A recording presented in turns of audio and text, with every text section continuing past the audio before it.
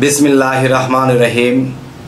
हे समस्त जगतवासी, आज আমি শামীম আলী চিশতি আপনাদের সামনে যে আলোচনাটি নিয়ে হাজির হলাম সে আলোচনাটি হলো দ্রৌপদীর বস্ত্রহরণ। আর এই দ্রৌপদীর বস্ত্রহরণ এখানে কিছু গোমর আছে যা এখন ফাঁস করা হবে, আপনারা অবশ্যই খেয়াল করে শুনবেন। তবে একটি কথা মনে রাখতে হবে, একটা হলো সত্য ফাঁস করা, একটা হলো গোপন ফাঁস করা, আরেকটা হলো যে কূটনীতি করে কিছু ফাঁস করা। তবে আজকের যে কথাটি হবে এখানে কূটনীতি নিয়ে এই কথাগুলো বলা হবে, এগুলো আপনারা অবশ্যই আমাকে জানাবেন।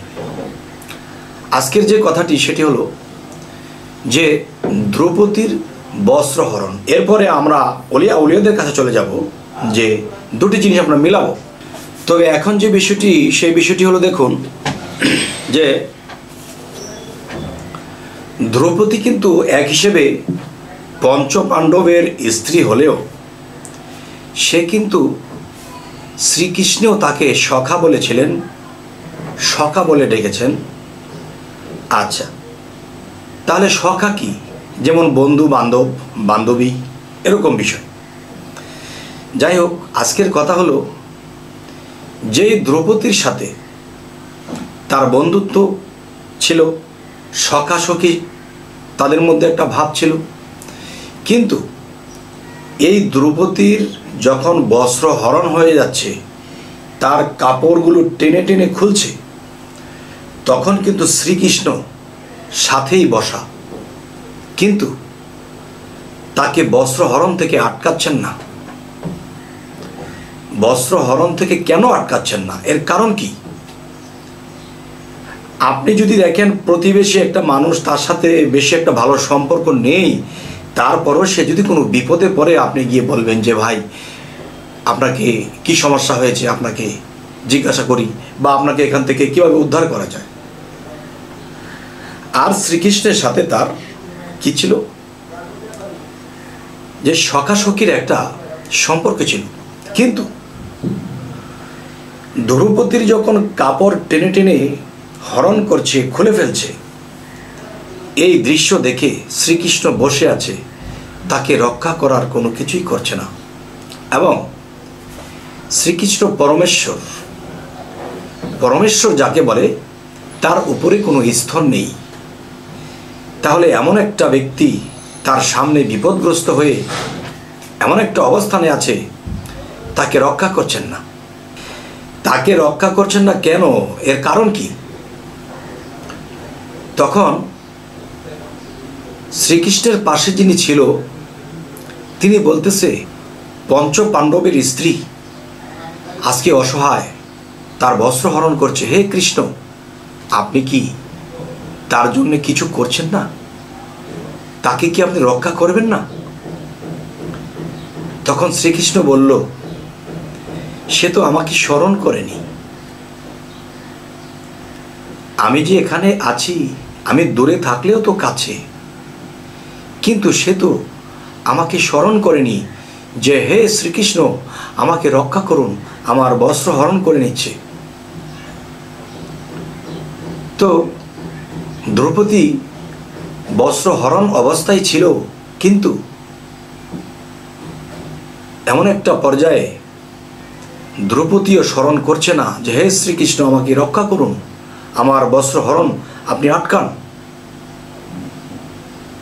স্মরণ যখন করছে না,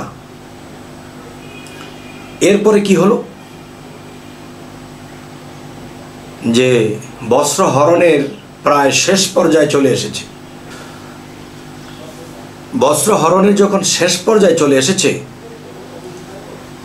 এখন দ্রৌপদীর ভিতর থেকে জাগরণ হচ্ছে, হে শ্রীকৃষ্ণ তুমি তো আমার নিকটে, তুমি কি দেখছো না আমার কি হাল, আমাকে যে বস্ত্র হরণ করে নিচ্ছে।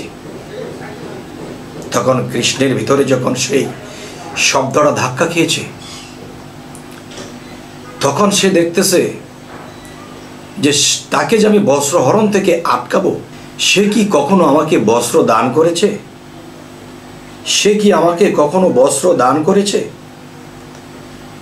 তখন শ্রীকৃষ্ণের মনে পড়ল যে হ্যাঁ, আমি যখন চক্র ছেড়ব কাউকে শিরচ্ছেদ করার জন্য, কাউকে শাস্তি দেওয়ার জন্য, আমি যখন আমার চক্রকে ছাড়ব তখন আমার আঙ্গুলটা একটু কেটে গিয়েছিল।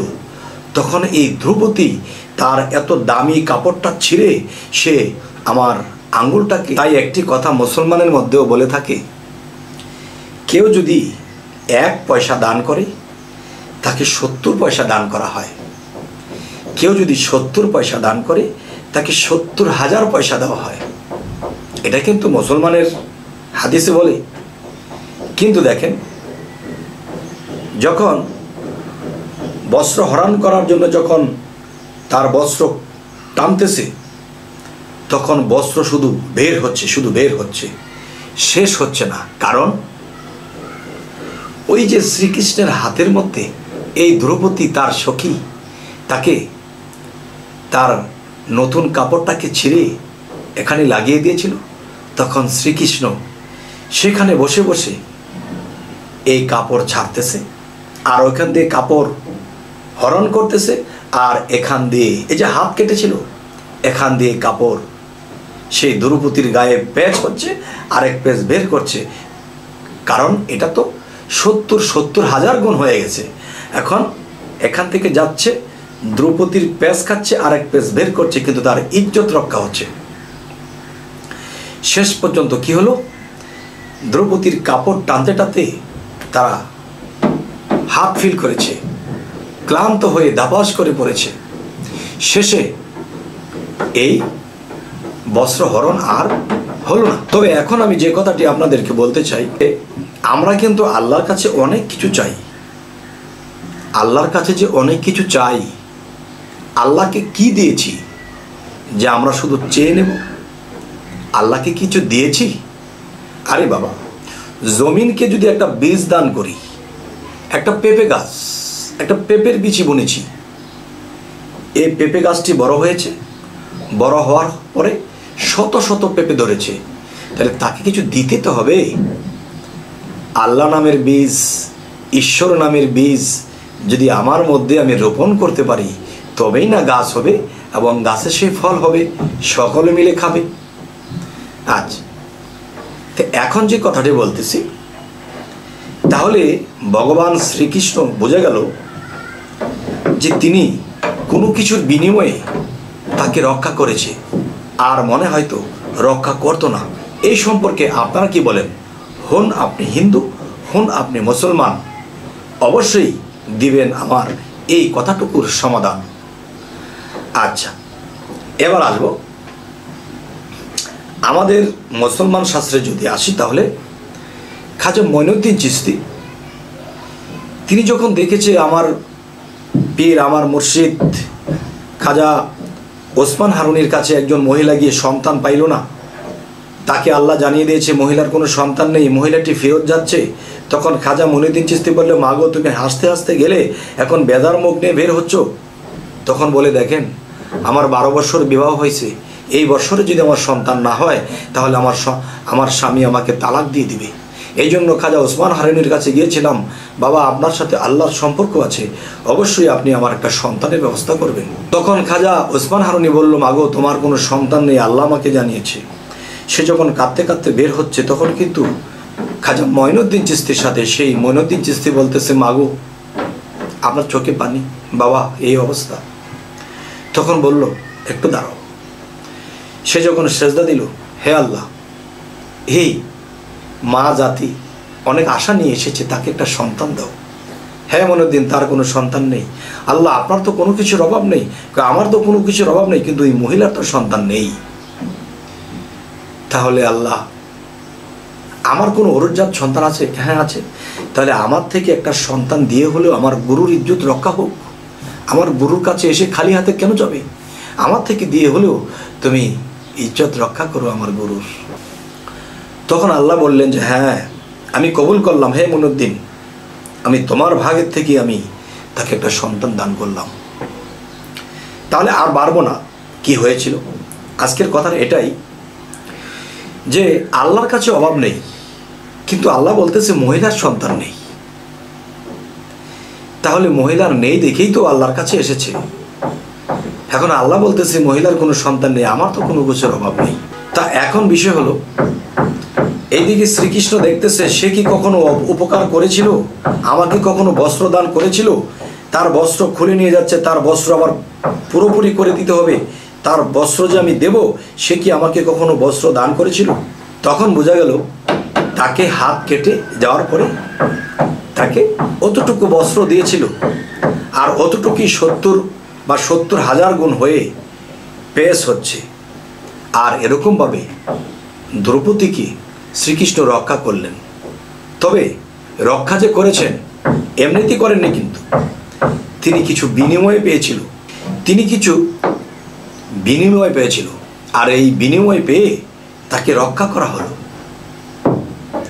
তো এখন যে বিষয়টি হলো যে আল্লাহ মানুষকে রক্ষা করে বলে থাকে, দেখেন দান, খয়রাত, সদকা, মান্নত বিভিন্নভাবে কিন্তু মানুষে আল্লাহর নামে দান করে।